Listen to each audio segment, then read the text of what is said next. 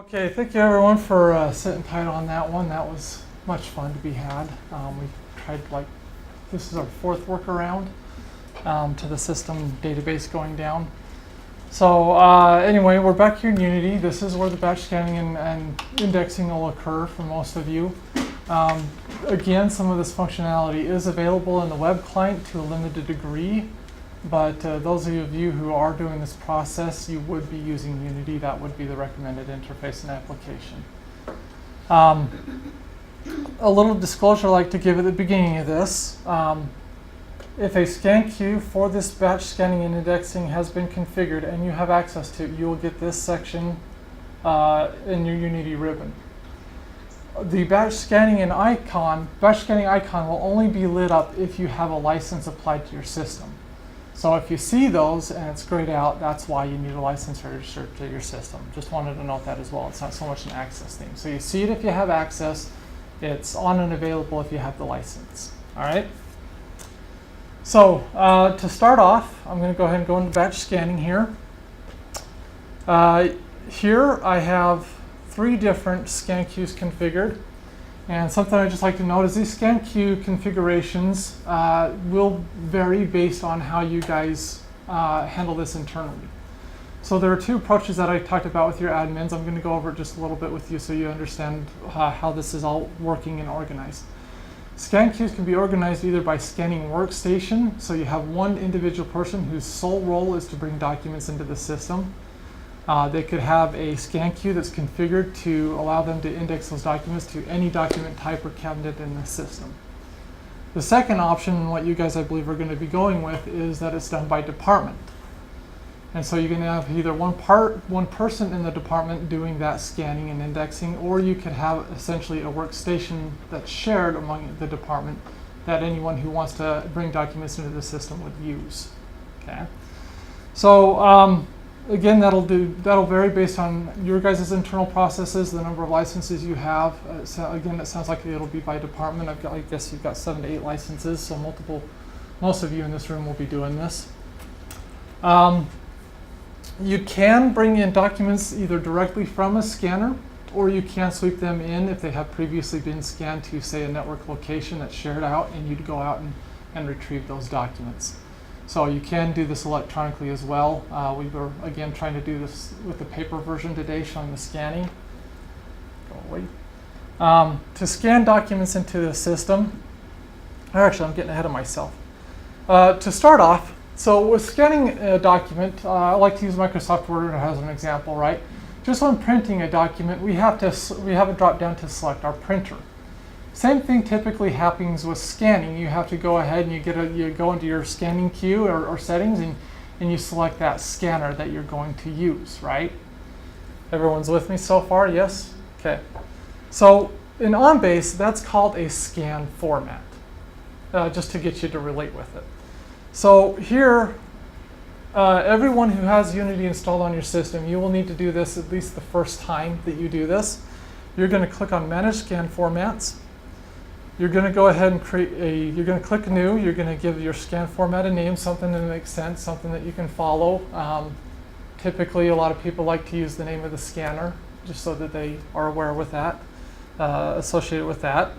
Once that's done, I have scanner set up here. And again, I'm not going to click this because I don't have a scanner attached here. We're improvising here. But if I click that, that would immediately launch the scanner drivers, not OnBase drivers, but the scanner itself.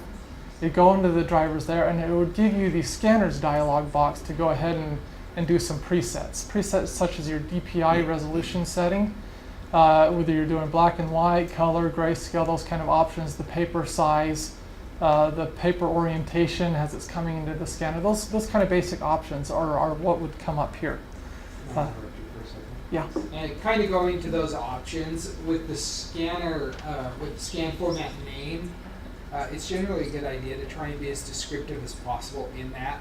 So for instance, if you have a specific DPI, or if you're scanning in specific dimensions or something, page sizes, then you may want to include that in the name of your scan format so that it's really easy for you to find. That's specifically being helpful if you're bringing in documents at different resolutions based on what it is that's being scanned. The document setup, this is where I can come in here and predetermine some of my settings for the scanning. So some big ones are the rotation. At most steps along this way, I can go ahead and turn the pages as appropriate. I've got a batch of, say, a stack of 100 papers, one got in there upside down, I can go ahead and fix that on the fly, right? Normally rotating the documents is something you're going to do in preparation of scanning, but that can be done in the system as well. And again, at most points. Additionally, another reason that we have this option existing for is when you go into a scanner, right? Stand up so I can see my hands here. I have a feed, right? Or I have the scanner head that's typically this wide. A lot of people tend to put the paper in long ways, and so when the scanner head is this size, you're really using up this much space, right? You put the paper in, you feed it long ways, and it goes in scanning. Our advanced capture guys, and I'm kind of helping them out here, love to point out that while that works, and that's what a lot of us are used to doing, that's not the best way to maximize the scanner. A lot of scanners, when they say we'll scan 30 pages per minute, they're talking about scanning those not portrait ways, but landscape wise. That way you're maximizing the scanner head itself. You're also maximizing the paper feed heads, or however that paper feed's done, right?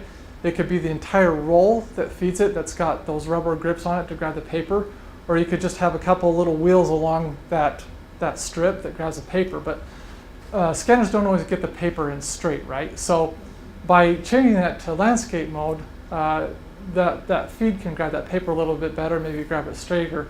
But additionally with that, all of a sudden I'm using my entire scanner head, right? Whereas before I was only using about 2/3 of it. Along with that, right, if I'm doing it long ways, portrait wise, I'm scanning 1/3 more paper. So the scanner may be capable of doing 30 pages per minute, but really I'm only scanning at a rate of about 20 pages per minute. Okay. So I just want to spit that out to you. If you want faster feeds, do it portrait. And then you can change this setting here that I'm showing you now to go ahead and automatically rotate that as soon as the document's in the system. OnBase can automatically rotate that document much, much faster than the scanner can. Then the scanner can accommodate for that additional paper length that it has to bring in when it's doing it portrait-wise. Any questions on that? We clear? Okay. So going back into this, I can automatically set that rotation if that's something I'm doing. I can go ahead and indicate I'm just bringing in one document at a time, or every file is one document, right? This is typically be something you do for if you were sweeping documents electronically, right? Every file is going to be a separate document. In most cases, and to be the most flexible and to help you avoid further support issues, we usually recommend doing multiple documents with a setting of 1. And what this is just there again to give you the most flexibility, right? You're typically, I imagine, going to be scanning multiple documents in one scan batch, right? You're going to feed in 100 pages. That 100 pages is going to be constituted of, say, 5 to 10 documents or 100 documents, right? We don't know what you're going to be scanning.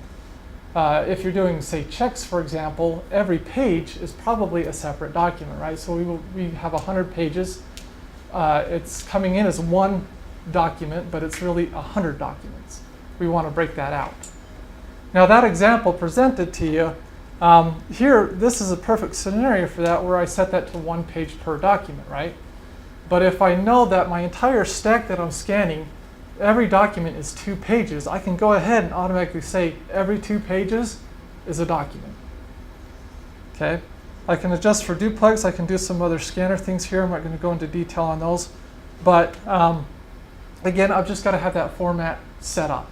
So that's going to be the very first thing any of you do prior to this. Once it's configured the first time, you're good to go every other time unless you need more formats with different settings. Okay? So I'm going to go and select that, hit OK. Additionally, I can select my scan source. Again, that's not going to work. I'm not set up to one. But additionally, I might use that to indicate my scanning drivers that I'm using, right? There's using the scanner default settings, and then there's using options such as API VPS and other scanner options that are available to you for more advanced scanning. Everyone still kind of follow on that, or should I go into those a little more? We good? Okay. All right. So yeah, I've managed my scan format. I have my scan format. So now that I've told Unity all that information, I can go ahead and click scan. And that's going to go ahead and trip the scanning process where I bring those documents in, or again, I can go ahead and sweep. I can import one file, or I can bring in an entire folder. And just to kind of introduce this real quick, I'm going to go ahead and click that we want to sweep here in a folder. I can navigate out to that directory on my network location. I can delete the files after sweeping, right? Sometimes once I bring them in on base, I don't want to be bothered to go back and delete those documents off the network now. I'm done with them. I can do that, or I can leave them there. Additionally, maybe there's other files out there that I don't want, and so I can go ahead and specify to only grab the image files. And again, I have my orientation options. Okay. Can I ask a quick question? Yeah. Once you set up your formats and your source, is the next time you go in, does it default to one of them, or do you, every time you go to scan, have to click on those and select the right one?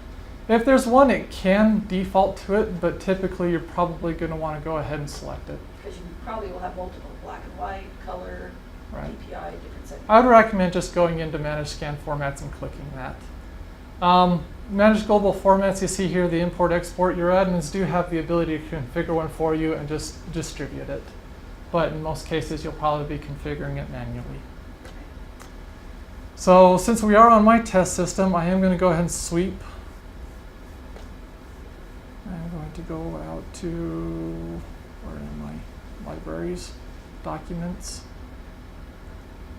My documents, or actually no, I put them somewhere else, didn't I? My dummy files.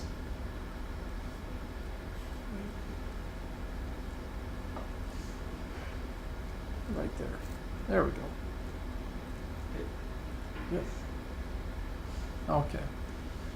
We'll go ahead and just grab, oh, there's a lot there, so actually we'll just grab the images. Okay. So here I'm given the opportunity to name this batch if I want to give it something specific. By default, the system will usually give the batch a name that will include the date and time that you scan the batch and your username. Some people that's fine, but there is an auto name that your admins can configure that'll give a little bit more information on the batch and provide you with something just a little bit better to identify it with, assuming you've got a lot of batches out there. So I'm going to leave that. Again, there's my scan format. I'm sweeping so I can select it. It's my default one right now. Can you have the same name on multiple batches? You can, other than by, well, that's the same auto name, yeah. Yeah, I mean, in this case, I could I could create 2 scan batches, do this twice back to back, and the only thing that would differ, right, it'd have the same username and have the same time date stamp. I just have to look at the time. It will also assign a batch ID number, so that will be different too. So whether I'm scanning or sweeping, I, on the right side, get this informational update of my process and how that's going. So as that's scanning or sweeping documents, I will see a status on every page of what that's doing. If I was scanning documents, I would also see in my preview window that document that's getting scanned in. You can see here that I told it to ignore anything that was not an image. So I've got all these red files that were not included and just my 5 here at the bottom that met my criteria. Okay. So now that I've done that, I do have a preliminary ability to sit here and say, you know what, I'm going to look through these pages real quick, see if they look good, right? Maybe it doesn't, I'm going to rescan a page. I can add more pages, I can delete pages, I can go ahead and rotate them here, right? I'm not in any particular step of bringing these documents into the system other than I'm just reviewing what just happened, right? I'm just kind of checking that everything looks good. If I'm particularly worried about this, I can go through and look at every document. If not, I can completely skip out of this, right? You can see here that my test documents, nothing special. I've just got some text, some images, some dummy images right here. Or, you know, I've got my thumbnail images, icons, thumbnail images here on the side. So if I have multiple pages, I can go ahead and navigate those pages. I believe these are all just one document. I can go ahead and scroll through that, do whatever I want. you can see here, here's my batch. There's my batch ID number 135, and it's telling me I have 5 documents. I can see all 5 documents in here. I can navigate to them, do whatever I want. I can preview them here. In this case, I'm kind of done with this. I'm happy with that, so I'm going to go ahead and click Go to Batch. Okay, and now I'm in batch processing. And just to show you, I'm going to go back to the home page. This is the same window I'd see if I clicked batch processing here, right? I've got my documents in. I'm done. I'm good to go. If all I'm doing is scanning, I'm done, right? I'm going to stay in that other window or batch scanning. But at this point, I'm going to continue to work with these documents, perform document separation if necessary, and index them. So I go back to batch processing. Now, for the record, these documents are now in OnBase, okay? And I could essentially work with them minus the fact that they're not indexed. So I have no ability to search for them and find these documents other than I'd have to go to this batch to locate them. But technically, they are in the system. Additionally, once they're indexed, they will still be in the system, and after having keywords, will be fully searchable. I can work with them, I can create revisions, I can do whatever I want that we showed you in the last training class, right? The only difference is that in Unity, I cannot commit those documents to the system, meaning that they cannot be OCR'd, they cannot be made fully available to IT's system backups, they cannot be full text searched, things like that, right? But I can do a lot of other items there. So I just wanted to note that too. And Jeremy, I believe we run our commit process nightly, is that right? Up to you. I think that's what we've done. So if you were to index them in Unity today, then tomorrow those other features would be together or available. So here I can see a batch, right? I can find batches based on either the scan queue I'm working in or by the status of how far along in the process they are. In this case, I've set up document separation for this scan queue. That is something that has to be configured. So I can come, I'm going to refresh this list. Did I not select the right queue? 517. There it is. Okay, it's in the wrong scan queue. I didn't want that. Okay, we're okay though. So here I am, document separation. There's my batch. So I've identified it by the date and again the username. Date scanned. Again, I've got 5 documents here, and I can even see what step this batch is in. So it's awaiting document separation. So at this point, I'm going to go ahead and right-click on it, and I'm going to either perform document separation or skip it. In this case, we want to show it, so I'm going to go ahead and perform document separation. You can see here by the green outline indicating a document that every page is a single document, right? I've got 5 documents, right? These are all separate files. They're all separate documents. I can hover over it, and you can see that'll kind of blow up a little bit so I can get a better look of it. I can go ahead and double-click and open that if I want to look at that some more. You can see here in this little viewer, I can zoom in, zoom out, kind of check it. I can flip it, rotate it, whatever I want there. You can also see here that I can select it, rotate left, rotate right, again, flip it, copy it, do whatever I want to work with the image there. So to kind of go over this here, save and close all right. Somewhat self-explanatory. This is going to indicate I'm done. Everything looks good. I'm going to save it. I'm going to move on to the next process, or I'm going to cancel. Browse. Maybe I want to add more documents to this batch. Same thing for acquire. I can scan more documents into this batch. And as long as I'm continuing to work with this batch, I can manipulate it pretty much however I want. Display mode. This is kind of a big one. How do I want to see these documents while I'm working with them? Right now I'm in document display mode. Or no, it wasn't, sorry. Document displayed mode. So now I can see a row for each document I have. Being that I only have 5 one-page documents here, this isn't kind of a big deal, but you can see I have a separate row and window almost for every document. So I have a clear definition of where my document breaks are at. I can click and drag. I said click and drag. Okay, it doesn't want to do that. So I can check this box here and this one. Say I want to join these into one document. I can go ahead and merge those. I have one document. Similarly, I can go ahead and check that box and split them, right? I don't clear about that. So I'm going to go ahead and pick these 3 merge documents. Split, I can just split where I have a selector, or I can just break everything. Every page, every other 3 pages. Again, I have some flexibility to decide how I want to do that if I'm working with a particularly large batch or file. Additionally, I don't have to check the boxes and use the ribbon here. You can see here, hovering over, right? I can click that, and I've got a document separation break. Additionally, I should be able to click and drag and rearrange my pages if they're out of order. So I'm going to click and drag that and just rearrange those pages. Again, this is, when you scan these documents in, they're probably in the right order, or you've taken the step to make sure that they are. If they aren't, I can go ahead and rearrange those. Splitting, joining, I can select all documents. Page display mode is what you saw me in earlier. Again, green outline indicating a new document, or tree display mode. Okay. Again, just user preference. However you want to view those documents, go ahead and pick that. I can go ahead and delete pages still, or delete entire documents. Oh, I didn't mean to scan that. I don't want this in the system. Oh, I got a stupid last page that's only got a footer on it. I don't need that in here, right?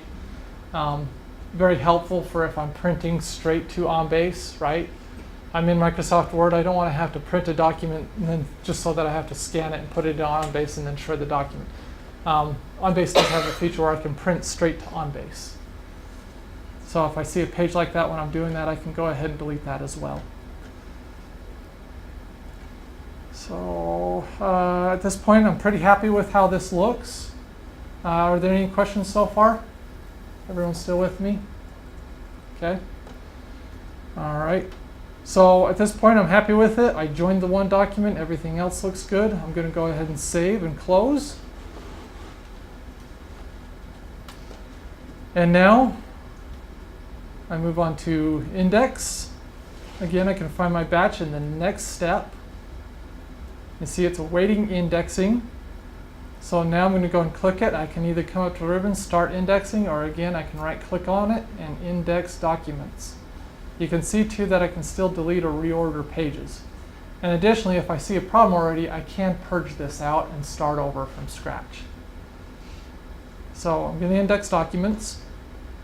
And this is where you're going to spend a brunt of your time when doing this process, bringing documents in. This is my indexing window. So here I can stop indexing off the fly again if I just want to go ahead and keep scanning batches in, or maybe this is someone else's job, I don't have to worry about it.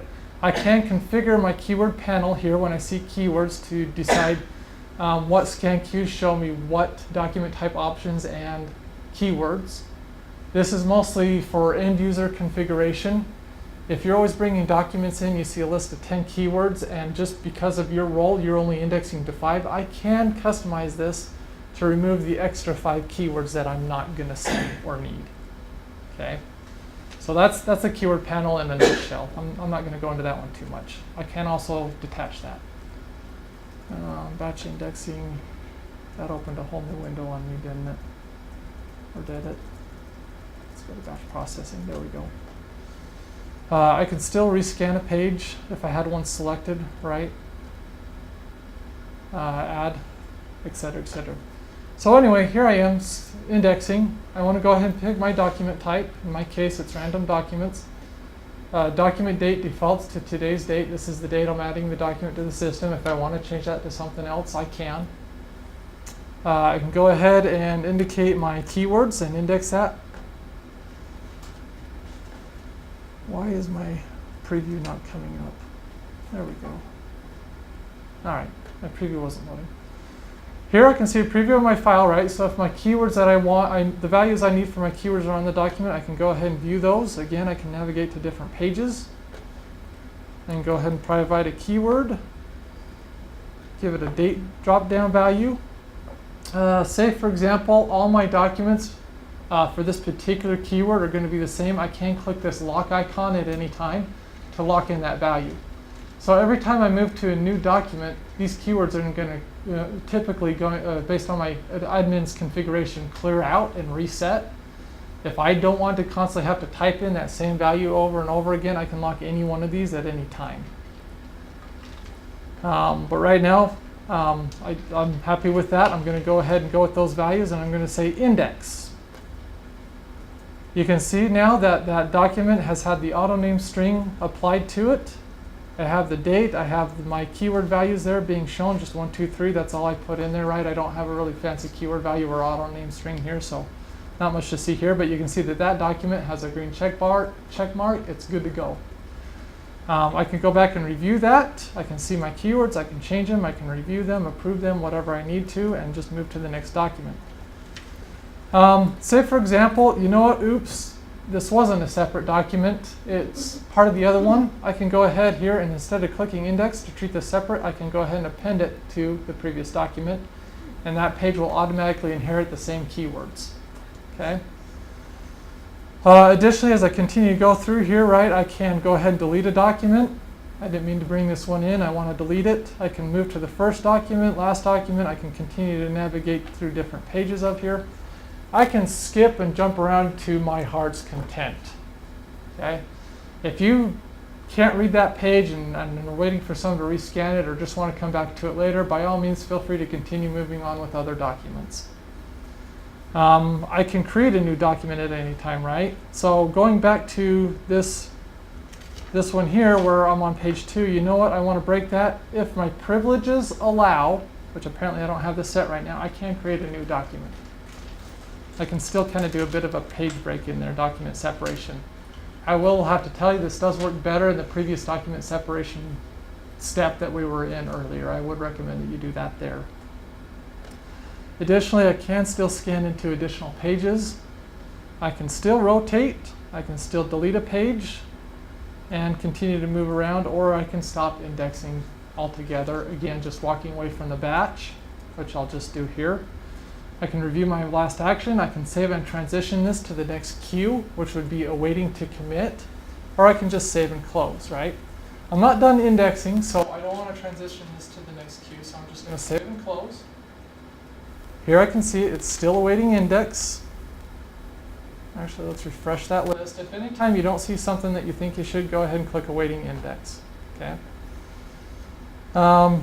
If I was viewing this from the scan queue itself instead of the status, I could come in here. I can find, no, my batch isn't there. Why not? Auto commit, I'm in the wrong one. I can find my batch, right?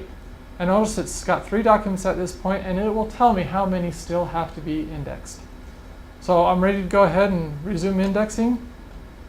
I've had my little break. I've gone to lunch, whatever. I'm going to come back, and I'm going to pick that right back up. Pick my document type, and then continue indexing as I want. It's done. And I'm just going to delete this one for kicks and giggles. Okay. So now I'm done. I'm happy with my indexing. I can go ahead and review it. Or I can go ahead and stop indexing again. I'm done, so I'm going to save and transition that. You can see now that that's got the status of awaiting to commit. I have 2 documents. They're all indexed. Technically, at this point, I'm now done. All right, I brought the documents in. They're indexed. They're available for document retrieval. And now they're just awaiting to be committed to the system. So your admins at this point would just simply either go in there in the thick client and manually commit that for you, or they can set up a schedule to automatically do that every hour, every day, every weekend, every month, however often they decide to go ahead and have that done. You have to be on the same computer to be able to see that. So like if one person scanned it in and then I'm on another computer, can I see that? And then You can. You can. Even if it doesn't have the license?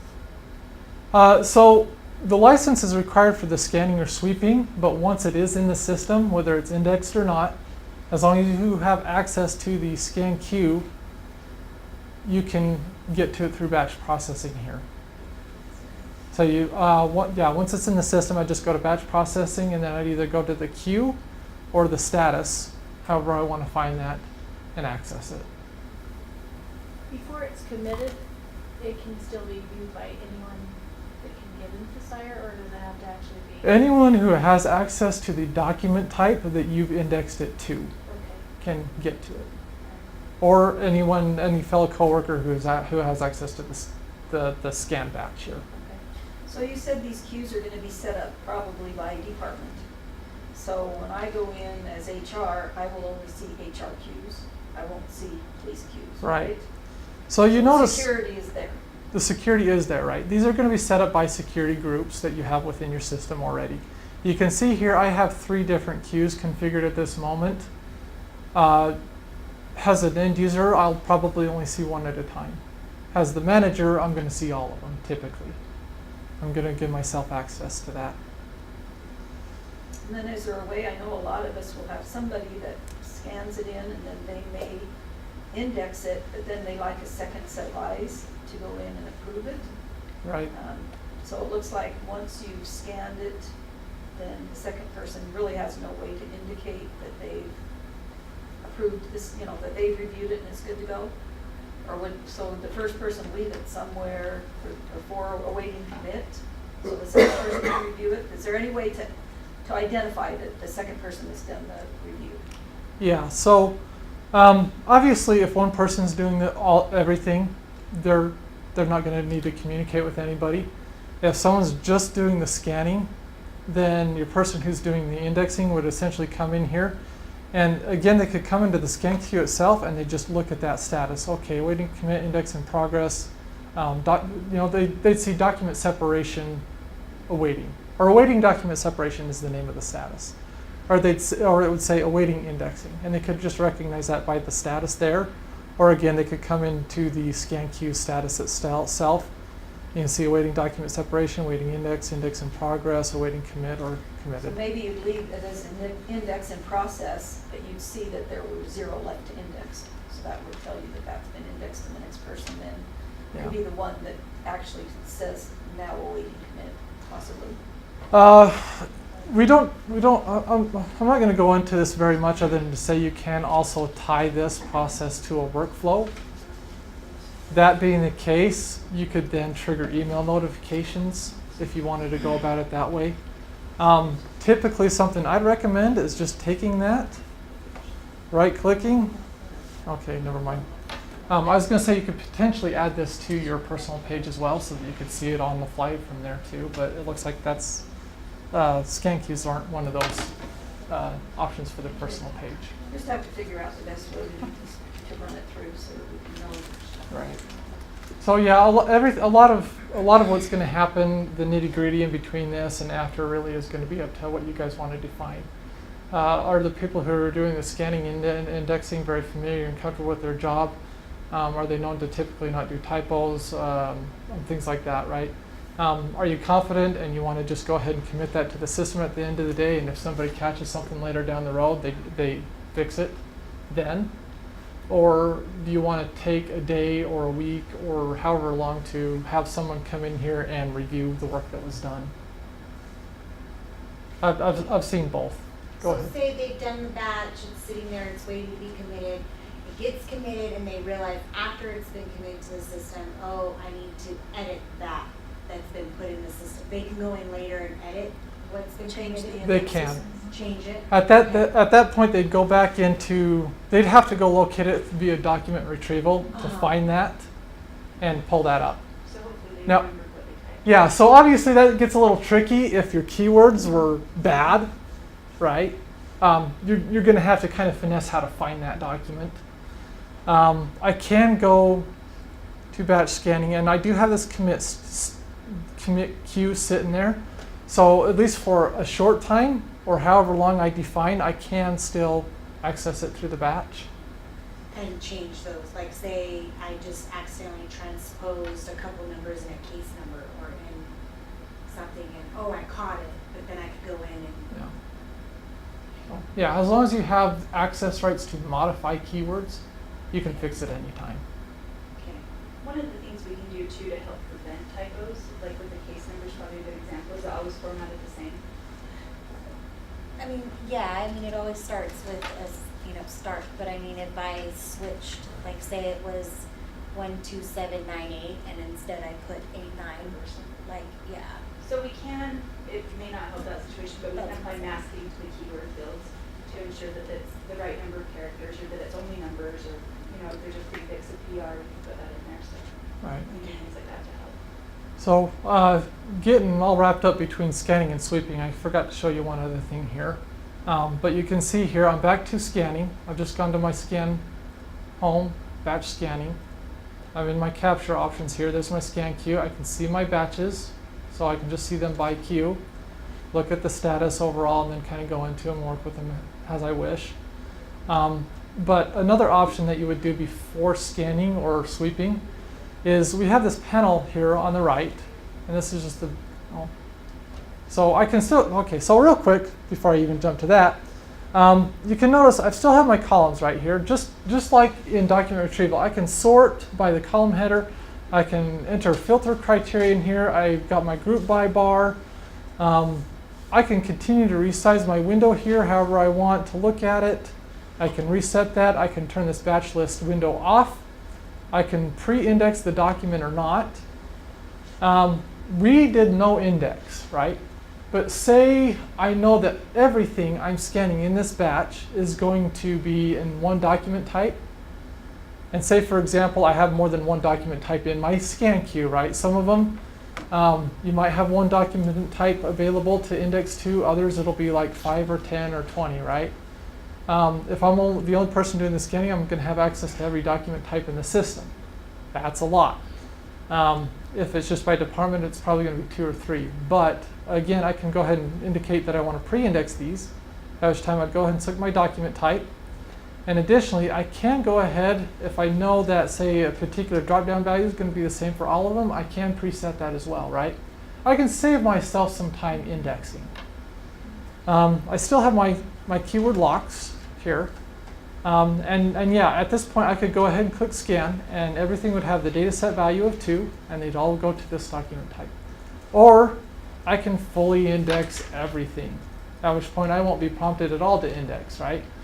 I may or may not perform document separation, but once that step's done, it goes straight to awaiting to commit.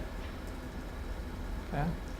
I'd imagine a lot of you are probably going to either do the no index or the pre-index, and maybe select the document type, maybe select a keyword drop-down value and lock that in.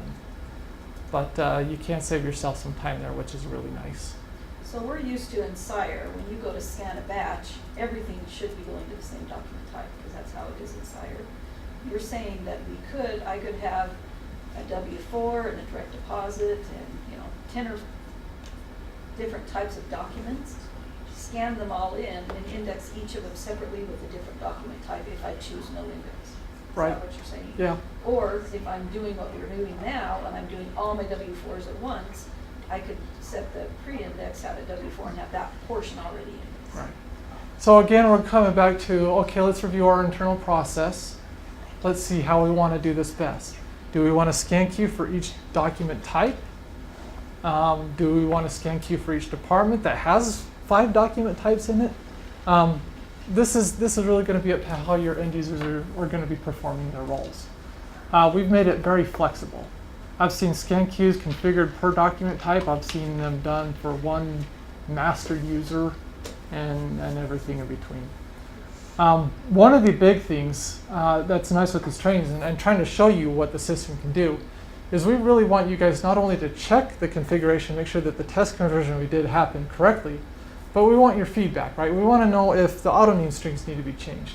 We want to know if you want additional features such as saving to desktop, printing. Those are all privileges that have to be configured, right? Do we have the security set up correctly? Is there something missing that you need that makes your life easier? Additionally, okay, we've talked about the Unity forms where I can create an electronic form so that I don't have to bring documents in, and once that information is collected, it's just there in the system, right? There's a lot, tons of options within OnBase to make your guys' lives easier. Let's review your processes as we make this transition from Sire to OnBase to review what you do and see if we can improve that process or if it needs to be changed. Is there something that's frustrating you guys all the time? If so, now's a great time to evaluate that process and redesign it, right? You guys have been in Sire for many, many years.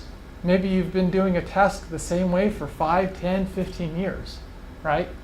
It's typically a good recommendation to review a process and reevaluate how you're performing that every 2 years, every 2 to 5 years at least. But yeah, now that we've got all this new configuration happening, all this new learning, let's sit down as a group, as a department, as a team, whatever it is, and look at how we really want to do this now in the new system. Please, I encourage you to take that time. I mean, it is time consuming and it can be frustrating, but it can be very worthwhile. And again, you guys have a lot of options available to you that are included in just the default license that you guys have. So that's the end of my spiel. Are there any other questions, comments? Is there something you guys would like to see again that we've covered in this training or the last one? No? Okay. I did want to ask you about that document ID number. So Okay. you said that wasn't really something we use. What, is that just like a, So in Sire, that is a system behind the scenes value for each folder. And we've brought that into OnBase just so that we can use that for troubleshooting purposes. If we see something in OnBase and we see it in Sire, right, we're going to compare the two. And if there's only 2 documents in OnBase when there's 3 in Sire, we're going to use that ID value to kind of track what happened during the conversion. You just had the one up on the ribbon, so I didn't know if that was the same as the one that was. Oh, no, right. So document handle there. Oh, yeah, sorry. So you guys, most of our customers use the document types and the keywords, but some will design processes around an ID value. And so a lot of them do that, especially with more advanced configurations, probably more advanced than what you guys are going to be using.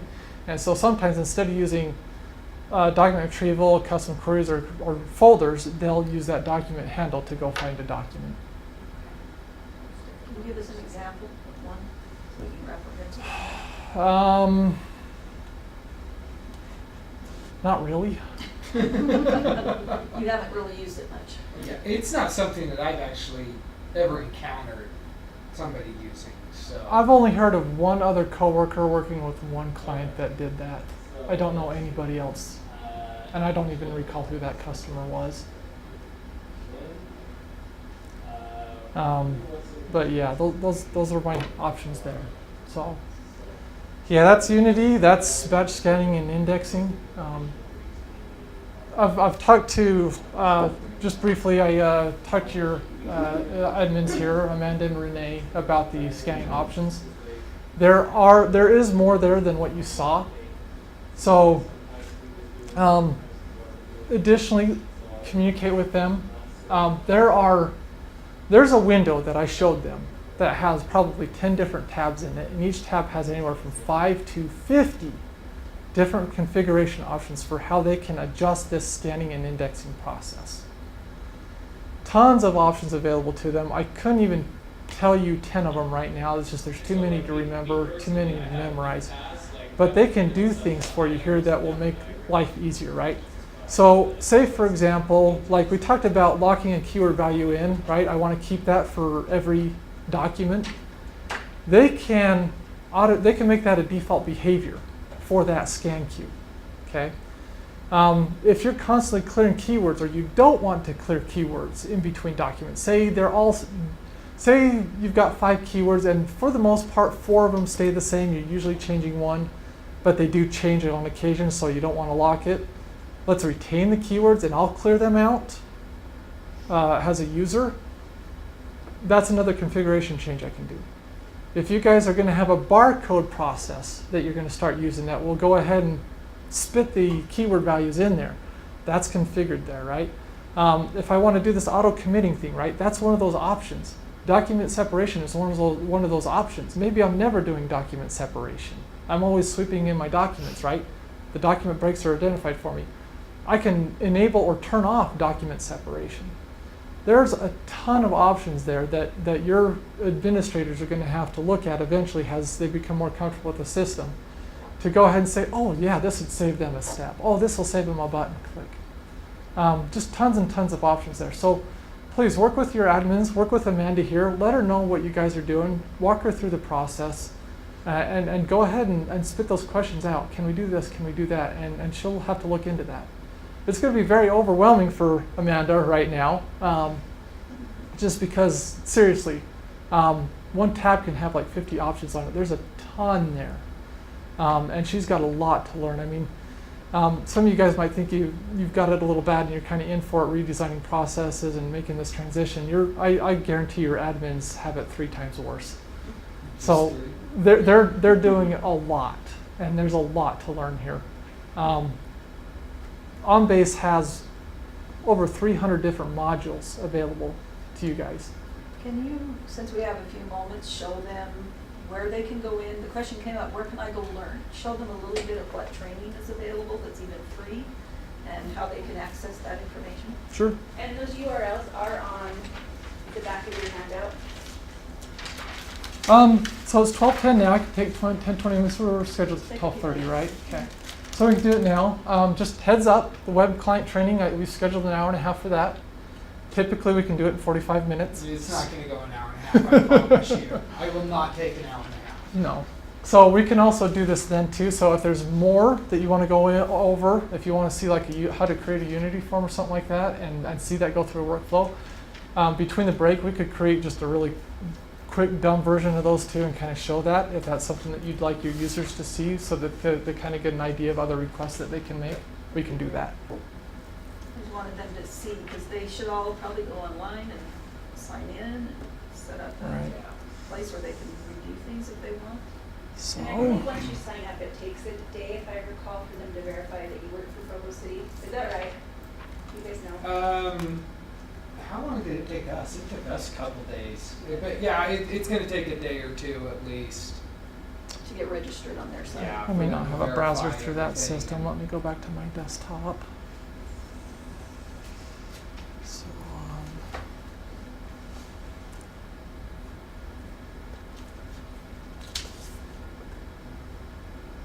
I'm showing I have an internet connection. I got out of my VM there.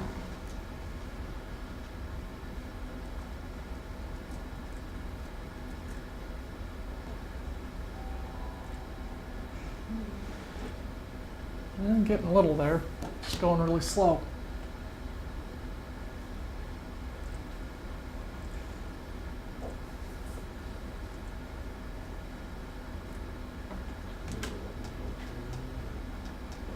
Yeah, training and community. Is it loading for you? Yeah, what's with my system? Alright, let's try the browser just real quick.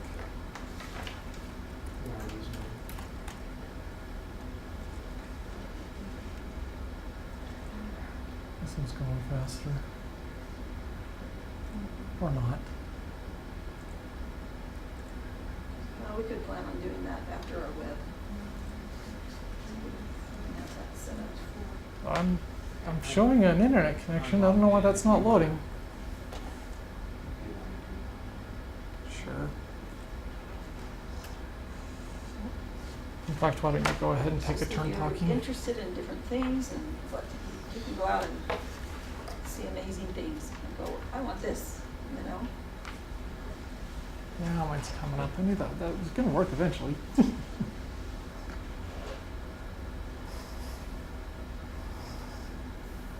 It's still loading though. Okay.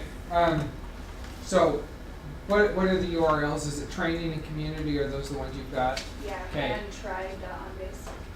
Try.onbase.com. I think we do have a demo site out there somewhere.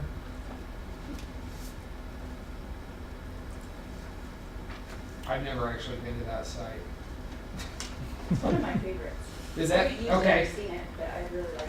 So we'll learn try.onbase.com together. You'll need your OnBase profile. Let's start with community training first. Yeah. The nice time periods will go there. Wow, mine just won't load. It's having fun. Okay.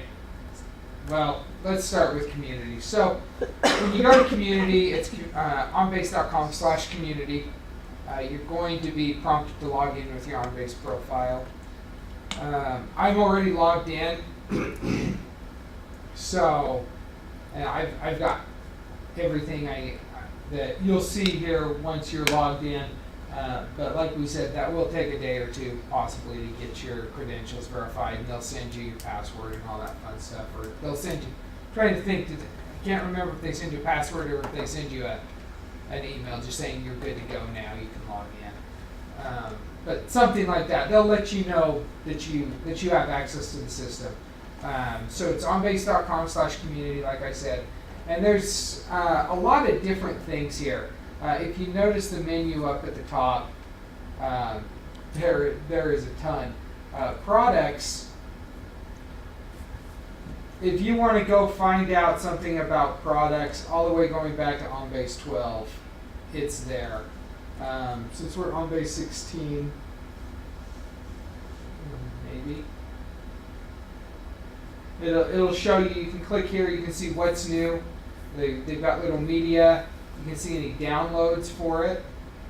So for instance, if you need an MRG, you can go to downloads here and you can find the MRG. I'll show you another way to do that as well.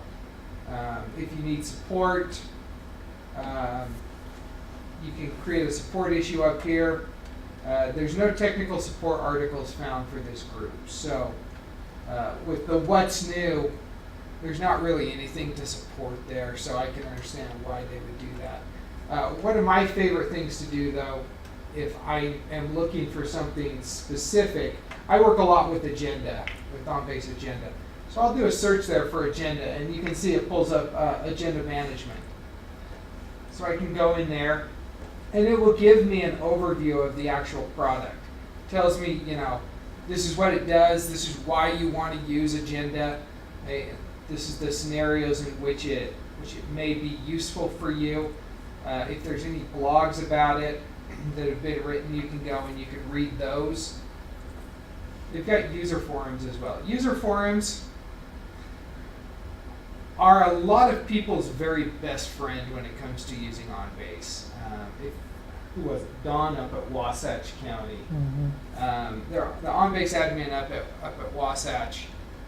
He says he spends hours in the forums just checking on things with their system. So if there's something that you need to know that you're not quite sure how to do, checking the forum is a really good way to do that, because there's users all over the world, and chances are somebody else has wondered the exact same thing that you're wondering, and they've taken the time to post a question here.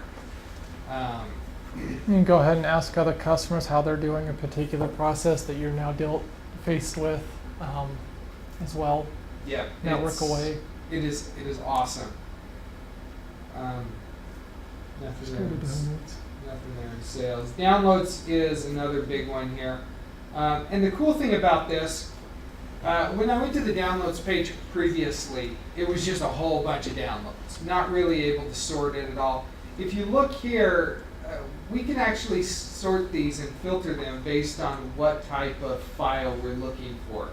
If we're looking for stuff for OnBase 16, if we want an MRG, the module reference guide is basically the Bible for the module that you're using.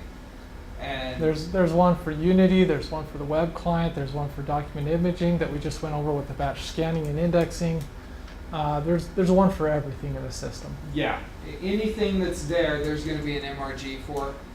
And if you feel like reading 600 pages, there's some really good 600-page MRGs. If you want something that's 50 or 60, we've got a few of those as well.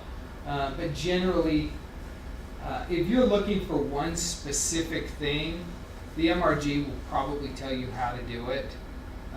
But use that find feature in your Adobe Acrobat, because there's a lot to filter through there. They have a lot. And then again, we've got the support tab here. And you can actually see, because this is for a specific module, there are actual tech support articles for this module. So somebody has discovered, oh, well, this is a problem that a lot of people aren't sure how to do. So they've taken time to write something up here. Most of your support will go through Amanda at this point, Yes. so you don't need to worry really about putting anything in. Just Feel want to free make to sure read about you're it. aware. Yeah. And also another helpful thing, I'm not sure if you're familiar with this, but if you download the MRGs and you have multiple and you're not sure which to look through, once you have one of them open in Adobe, you can do, they call it a mega search, but Control-Shift-Find, and you can search all of the PDFs in one location. I've used that a ton, it's been really helpful. That's straight up witchcraft there is what that is. That's awesome. And if this is something that you're interested in, say, you're a clerk, you're going to be using agenda management constantly, you can go ahead and follow this group and it'll give you, updates and whatnot. There's other options here. ShareBase, I don't know if you guys are using ShareBase. There's also Airbase, which is another product service that we offer. You can go into services. I mean, there's a lot here.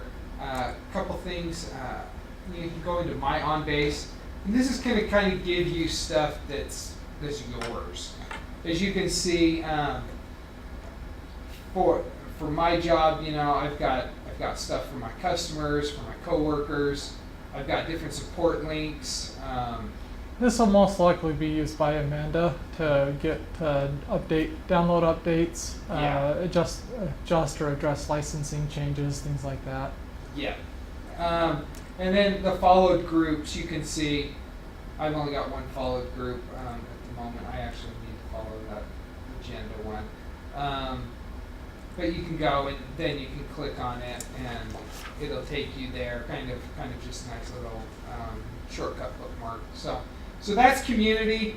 Like I said, the forums are really where you're going to want to spend your time at on community. That's what's going to serve you the most and give you the most bang for your buck. As far as training, we do have something called premium subscription, which you haven't activated that yet, correct, Renee? Once that goes into effect, any of you will be able to access it. And it is available from training.onbase.com.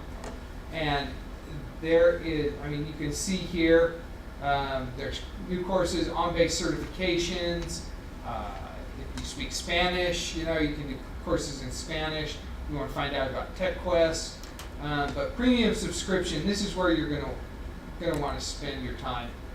And what this is it's basically videos ranging anywhere from a few minutes to a few hours talking about a specific subject.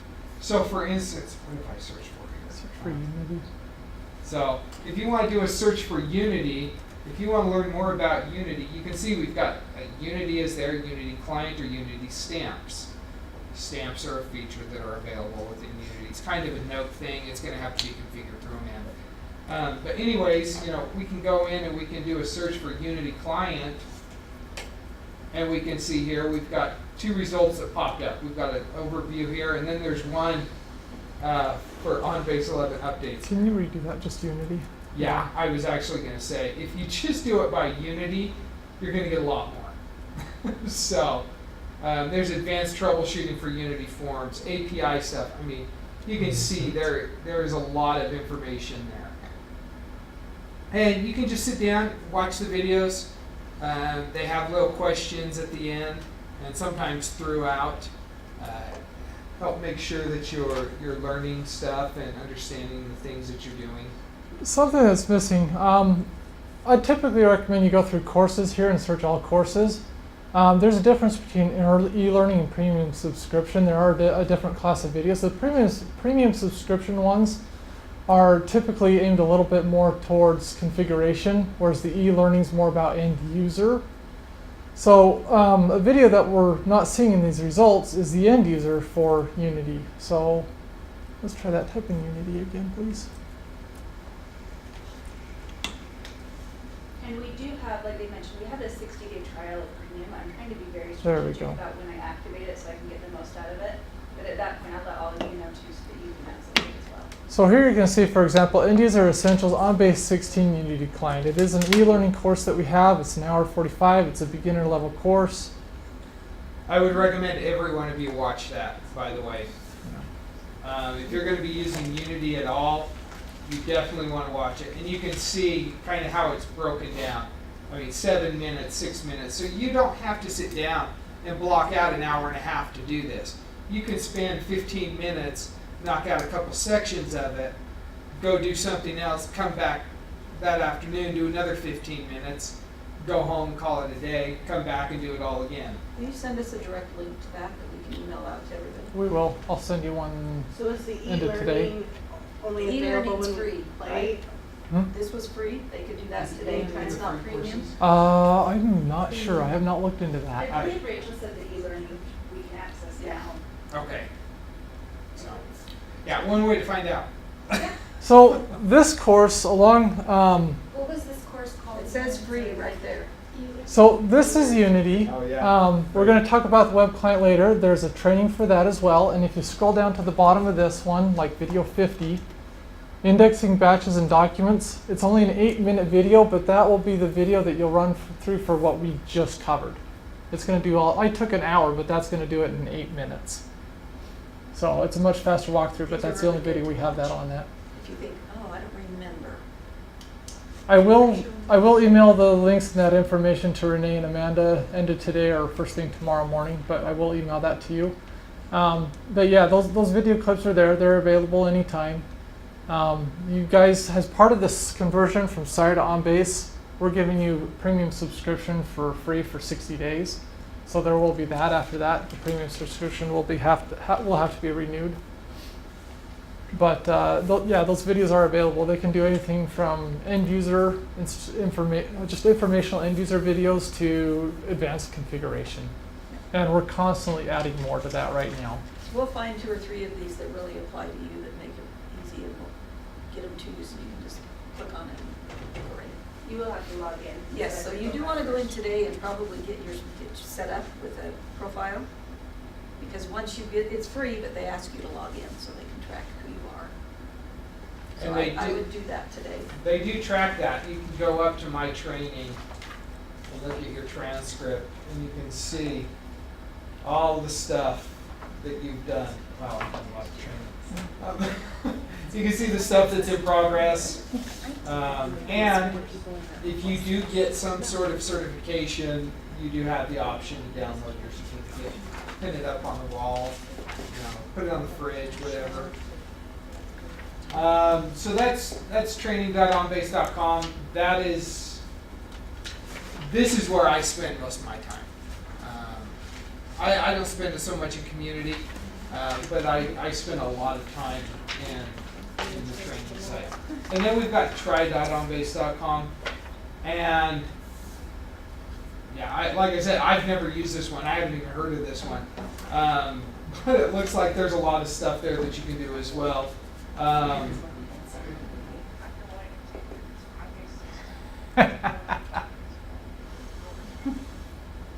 Apparently we have autoplay videos as well, that if you stay on the page for 10 minutes, will play.